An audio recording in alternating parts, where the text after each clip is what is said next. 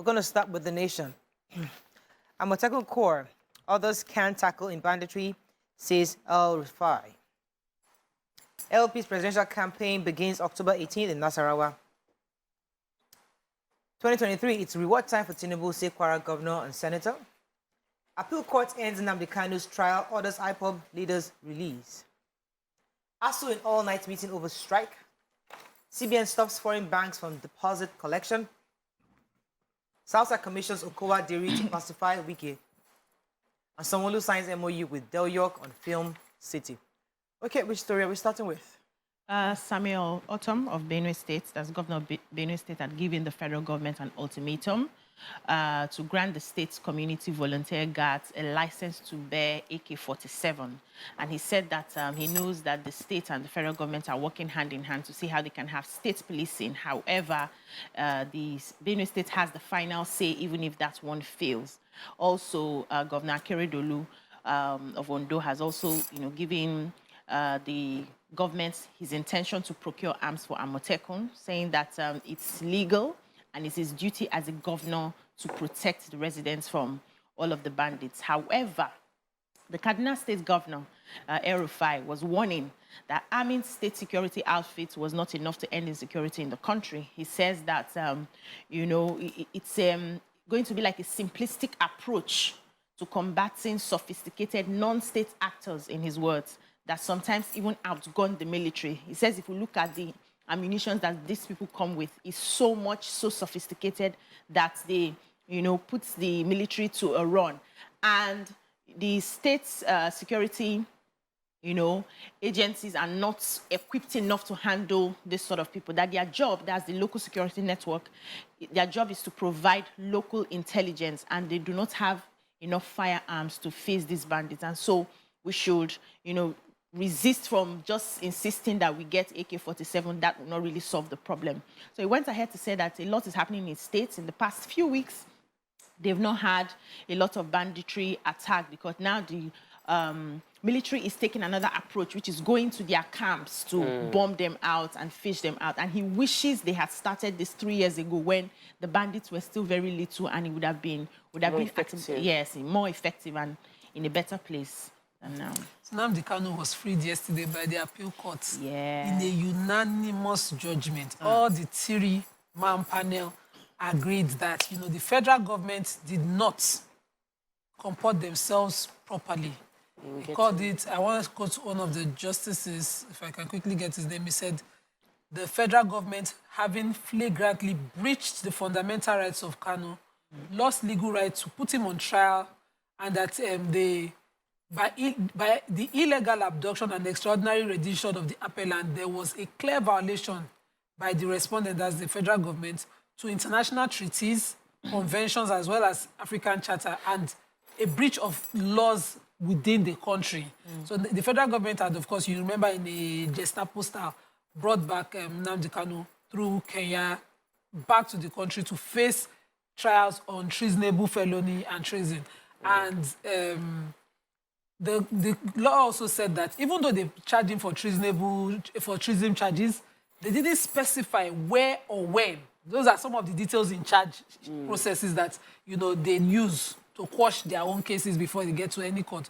And that the High Court, who also heard the matter in the first instance, lacked jurisdiction to hear that matter at all.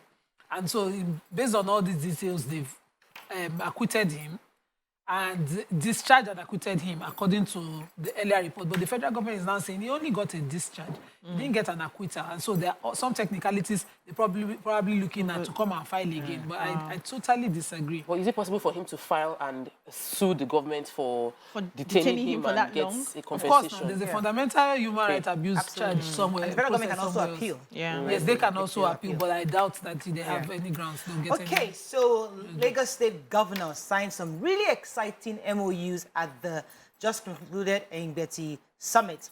He was able, one of the proudest things of Lagos State is the fact that they're the first subnationals doing some really national, ambitious projects. Some of which are, they signed for the deep sea port. That will be one of the first of its kind. It's a 2.5 billion naira project that's going to sit over 496 hectares of land. and should employ about 250,000 direct jobs. They also signed MOU with Siemens Energy Limited, which is a German company. And that's a partnership with the LASVE, which is the Lagos State Technical Vocational Education. That they're going to be training about 16,000 people in engineering, and they're going to leave about 30% slot for women to ensure that they have access to engineering courses and technical abilities. And also, they also signed the executive bill was signed for the Lagos State Wealth Fund. If you remember the Sovereign Wealth Fund, which is like a savings. So what they needed this for is to ensure that Lagos State has some access to savings in times of dwindling crisis. So the Lagos State Wealth Fund. And finally, there was another MOU that was signed. It's for the Del York. So they had a partnership with Del York International. And that's for the Lagos Film City to be built for a fit-for-purpose building for film activity. I know how we have it in abroad where we have film cities. Yeah, so they'll be having that built in Ekpe and going to be sitting on 100 hectares of land. As I said, there's a lot of ambitious activities for a subnational, but Lagos State is doing this based on the PPP arrangement with the public sector and private sector collaboration to ensure that bring development and employment to Lagos State.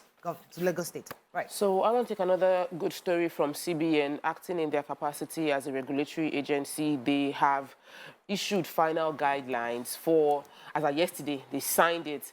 The Director of Financial Policy and Regulation Department, Chibuzo Efebi of CBN, has licensed that all operators, so we have international banks operating in Nigeria, cannot carry out the same transactions as our local banks, which is a good thing to protect the interest of Nigerian banks. Foreign banks cannot collect deposits. They cannot do local transfer.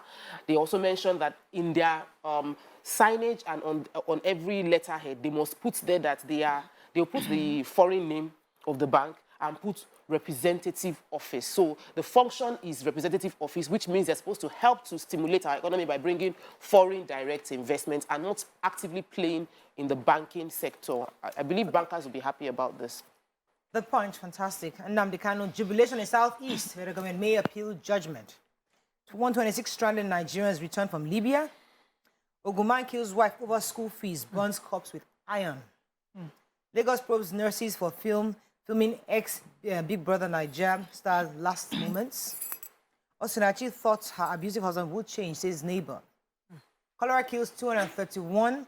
NCDC warns against poor hygiene. Sanwo-Olu gets federal government's approval for $2.5 billion Badagry seaport. Strike, parents, students hopeful as ASU leaders meet. And PDP woos aggrieved party members, BOT delays report. Okay, which story are we starting with? Human interest, please. Right. Very sad story of domestic violence ending the life of one of the parties. Mrs. Folasade Badejo, a 40-year-old woman, was killed by a 51-year-old husband, Oluranti Badejo, in their house in Orimerumu, Mowe, in Ogun State here. And this fashion designer had just simply asked for the school fees of her children. And so, of course, arguments started. Sadly, an 8-year-old witnessed the entire thing. So she and her husband argued about the fees, and then he started to beat her. This is a continuous way of them resolving issues, but he beat her, slammed her into a wall. She fell down, and then he held her, according to the 8-year-old account, and strangled her. Oh, my God. And then when he found out she had died, he tried to cover it up. And he put hot iron, burnt parts of her body to make it seem like she was electrocuted by pressing iron near the freezer. Yeah. And that was how her body was found. But the police have arrested him. They're investigating this. And the account of the young girl, they've done an autopsy of her body, and they've discovered that she died by strangulation, which corroborates the account of the 8-year-old who witnessed everything. But the most painful one was that, they confirmed everything, and the 8-year-old is her account they're holding on to. So I'm just wondering. The trauma. The trauma on that child. Where is the she? account from her neighbors and sisters and family members said that this has continued over the years. I know Karen come off. They no come out. She has this domestic violence has continued over the years. Not for my sister. Some people will just say, no, for a friend, I can remove face because they will say, I want to scatter the marriage. For my sister, I go drag them out. do your You work. must take that position. Yes, somebody Somebody has has to in to. the family. Somebody has to. Oh, Okay, God. we have to go on a quick break. When we come back, we continue our review. Stay with us. We'll be right back.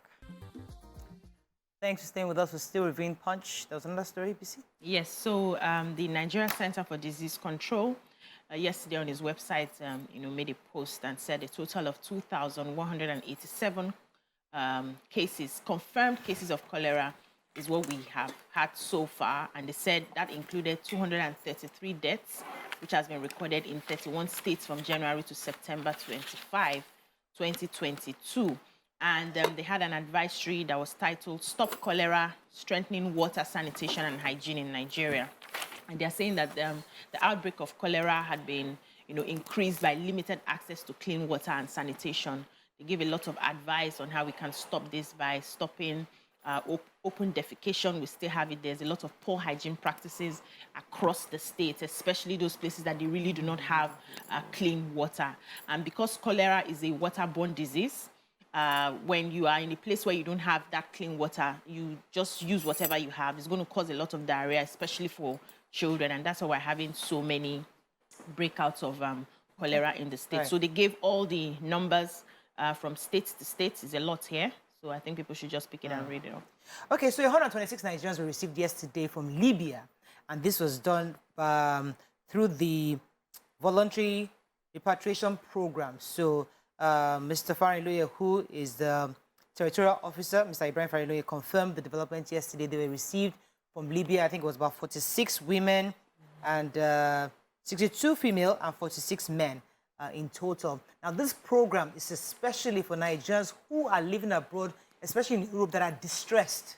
So there is a program if you somehow you got to Europe and maybe the people who took you there are not living to the expectations that was agreed, and you feel distressed, you don't have any money, you want to go back home, this program is for you. So they actually brought them back through this program. So just in case you know family members, there's a way to bring you back to Nigeria and bring you home safely. Don't, don't call us to get the details. Just Google the information. Because the next Saturday show now, they'll be calling all of us to find out what Morayo said. He's in the papers. He's in the papers. Please, I want to take the story of MTN. So MTN has signed a contract. Less than 44% of Nigerians have access to the digital space because they don't have smartphones. And according to MTN, they've signed this partnership with Inteligra. Started since January. They've currently given over 20,000 devices, but their goal is that by 2023 they'll be giving out 1,000 smartphones every day.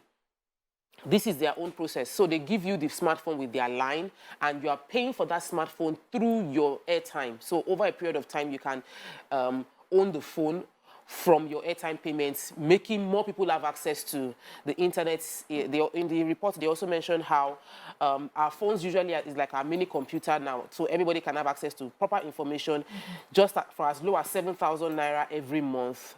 They can walk away with owning the phone in about 12 months. Is that why they increased our tariff without letting us know? No. That one is for energy. I know now, but they should let us know now.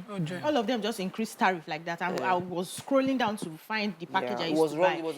They don't do things like that. Was wrong with We need to talk about it. Vanguard. Court frees Kanu for terrorism charges, orders his release. Nigeria hasn't requested debt restructuring, says World Bank boss. El Rufai tackles Akeredolu in arming Amotekun.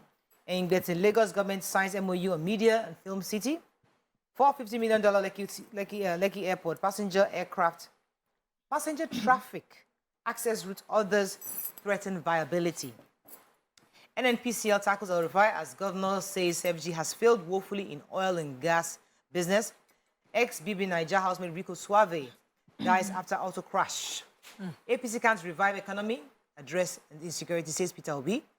2023, Jonathan declares support for Okowa, and AK-47 or Tom gives the federal government 1 month ultimatum. Okay, which story are we going with? According to the World Bank president, at the ongoing annual meeting of the World Bank and IMF, he said that Nigeria has not requested for debt restructuring from international financial institutions as allowed under the Common Framework for Debt Treatment Beyond the Debt Service Suspension Initiative, DSSI. And the World Bank, he said also that, even if Nigeria were to request for this, it must come under that framework for debt treatment as an initiative endorsed by the group of 20 most industrialized nations, the G20. And it says that also the report also carries that Nigeria's debt went up to 253% in 7 years. So in 2015, our debt was about 12.12 trillion, but as of 2022 now, it is 42.84 trillion. And so you can see the gap that it has got. Right. But we have to first of all request for that debt restructuring, and that debt restructuring must also come under the framework that they have. It must go through the normal process. Okay. So I took the story about the challenges that people are foreseeing. Experts are foreseeing the challenge to the new 450 million Lekki airport. And this is an exciting thing for real estate people, but I wanted to understand the reason, not that we're just quickly casting aspersions on what the government is doing. So the report is detailing the access route challenges and how the government must plan ahead for providing alternatives that we don't already have. The zone is not busy yet. We already have people spending 5 to 6 hours between Victoria Island and VGC, according to Vanguard's report. They also mentioned how the current Murtala Mohammed Airport is not overworked. It's just not being well maintained, and it already has less traffic because of scarcity of aviation fuel. So the conversation should be about what is Lagos State government and what is the government going to do to improve access, Nigerians having access to or the need for the airports. How are you bringing more traffic to Nigeria to use those airports? Don't just build the airports in the expectation that there will be traffic. So but how are you stimulating business in that area, and how are you providing alternative routes? Not that same Lekki Ekpe corridor will be the only access we can have with the government when doing No, but you know, Lagos State has a clear plan in that area in Lekki. Yes, blue line. So a lot of people are already living on lands that are meant for roads. So when the process starts, Nigeria is ready. No, They'll come and yes, now living there if your house pass road. You know, I don't know whoever approved, but you know, there are clear areas that are meant for this project. Anyway, let's take another story. Vanguard, just move on to Tribune. Okay, we're taking IPOB already. Let's check the story. We've not taken Unilag, UICU, top Nigerian varsity in world ranking. FG to distribute 12,000 metric tons of grains nationwide.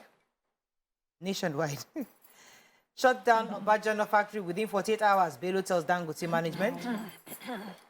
Labour Party removes NLC TUC presidents from campaign council. PDP has not suspended its presidential campaign, says Tambuwal. And Osun Speaker orders in hospital as vehicle runs into convoy. Okay, which story are we taking? Unilag, UI, and the Covenant University are top Nigerian universities around the world, or in Africa. So, according to this rating, the 2023 Times Higher Education World University Rankings, UI and Unilag and UI both maintain the 401 to 500 position in the world. And according to the reports, they are #1 in Africa, both of them on the same rankings. And Covenant University have 601 to 800 in 2021, and 501 to 600 in 2022 rankings as well. So we're, 601 to 800 right now, while Bayero University, Kanu, and Federal Universities Akure are in the 1,001 to the 1,200 band in the world. So we are still doing well, even though is on strike. We are still doing well. What do we consider doing well? We are still doing well. The federal so the rankings are on the level of education. Infrastructure is another matter. Okay, the federal government has approved the distribution of 12,000 metric tons of grain nationwide, and they are doing this to cushion the effects of the flood in most of the states. So they said that is equivalent to 400 trailers of grain, you know, and they have been trying to distribute across the country. I think they came into a problem recently, and the DSS has been ordered to ensure that the routes are clear so that they can move all of these relief materials and the grains to the states that need them. That's good. Okay. I took the story of the Osun speaker. So there was the convoy for the Osun speaker. An accident took place where a vehicle from opposing traffic rammed into the convoy. Eyewitness said that it was a head-on collision with one of the vehicles in the convoy, resulted in a lot of injuries. The speaker of the Osun State House of Assembly, Honorable Timothy Oweye, was also involved in the accident, and all of them are currently in University Teaching Hospital, Oshogbo, that's Uni Osun, receiving treatment. Thankfully, there was no fatality. So, final paper. Picture story in in the Tribune. No.